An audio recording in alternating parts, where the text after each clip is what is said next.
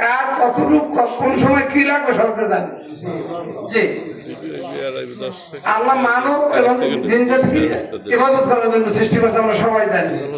এবার বলি নির্বাচনের কথা বলি, ইসলামের কি মুসলিম এবার সব আলেম ওলামা এক হয়েছে। আপনারা সবাই মিলে আমরা এবার ইসলামের কোরআনের রাজের কথা বললে সাহাবীদের আল্লাহর সাথে আমাদের ওয়াদা হয়েছে। আল্লাহর সাথে ওয়াদা হয়েছে, আল্লাহ বলছে জানমাল কার, আল্লাহ আপনার কয় যে তোমার এই জানমাল দিয়ে দিলে আমি দুনিয়ায় আমার কথা মতো খরচ করবো, খরচ করলে তোমার কি দেবো? জান্নাত দেবো। কিন্তু আমরা এই ওয়াদা পালন করতে পারতেছি জানিও না। এটা কোরআন শরীফের সূরা তাওবার 111 নম্বর আয়াতে আছে।